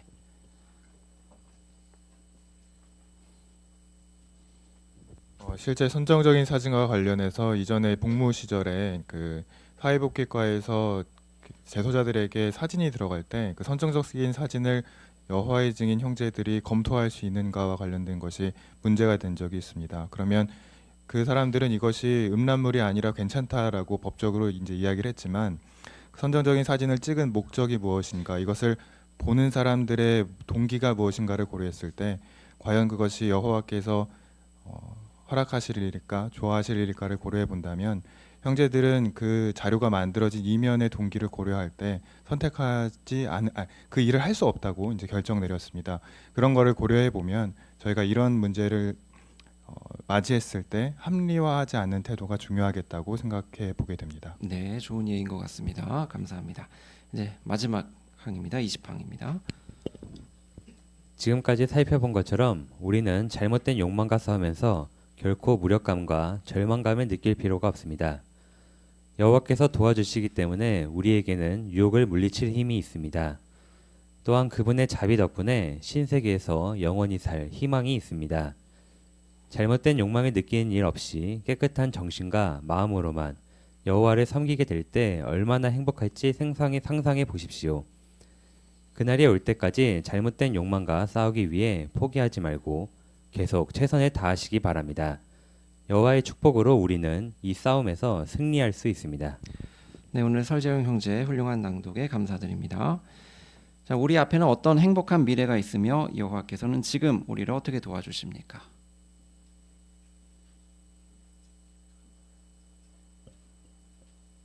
네, 이능미 자매. 네, 우리는 잘못된 욕망과 싸우고 있지만 신세계에서 영원히 살 희망이 있기 때문에 그날이 올 때까지 포기하지 말고 계속 최선을 다한다면 여호와께서 도와주실 것입니다. 네, 감사합니다. 네, 이제 어떻게 대답하시겠습니까? 세 가지 질문 보시겠습니다. 잘못된 욕망과 싸울 때 들 수 있는 무력감과 절망감을 떨쳐내는데 무엇이 도움이 됩니까? 이현정 자매. 무력감과 절망감은 사탄이 주는 것이고 여호와께서는 우리가 잘못된 욕망과 싸울 힘과 능력을 주시고 우리가 이길 수 있음을 확신하시는 분이라는 것을 기억하는 것이 도움이 됩니다. 네, 그렇습니다. 어떻게 죄가 우리에 대해 왕으로 다스리지 못하게 할 수 있습니까? 네, 앞에 김은경 자매. 네, 잘못된 욕망에 따라 행동하지 않기로 선택함으로 죄가 우리에 대해 왕으로 다스리지 못하게 할 수 있습니다. 네. 자, 어떻게 자신을 계속 시험할 수 있습니까? 네, 박준범 형제. 네, 자신의 생각과 행동을 자주 점검해 볼 필요가 있는데 얼마나 빨리 그런 유혹을 물리칠 수 있는지에 대해서 생각해 볼 수 있고, 절대 자만하는 것이 아니라 여러 가지 자문을 통해서 자기 자신을 합리적으로 검토해 볼 수 있어야 합니다. 네, 그렇습니다. 네, 몇 년 전에 파스의 기사에서 이런 예가 실린 적이 있었습니다. 아마 기억하실지 모르겠는데요. 절대로 쪼개지지 않을 것 같은 통나무를 쪼갤 때 무턱대고 막 도끼질하는 것이 아니라요. 정말 얇고 작은 쐐기를 먼저 딱 박은 다음에 더 깊이 딱 박으면 통나무가 두 동강이 난다고 합니다. 마찬가지로 우리가 잘못된 욕망을 느낄 때 이 정도면 괜찮겠지, 이렇게 자기 합리화를 한다거나 또 사소하게 치부해 버린다면 통나무가 딱 쪼개지듯이 우리의 믿음 역시 두 동강이 날 수 있습니다. 결국 잘못된 욕망에 굴복할 수 있게 되는 것이죠. 오늘 파스의 기사에서 살펴보신 것처럼 잘못된 욕망을 느낄 때 절대 절망감이나 낙담에 빠지지 마시고 여호와께서 도와주신다는 그런 확신을 가지고 계속 생활해 가야겠습니다. 계속해서 잘못된 욕망과의 싸움에서 이겨나가시도록 권해드립니다. 네, 오늘 해설에 참여해 주신 모든 분들께 감사의 말씀 드립니다. 네, 오늘 집회는 이로써 모두 마치도록 하겠습니다. 가능하신 분들은 일어나셔서 기쁨으로 노래하라 122번 확고하고 흔들리지 말라 힘차게 부르시고 마치는 기도는 최성식 형제가 해주시겠습니다. 노래는 122번입니다.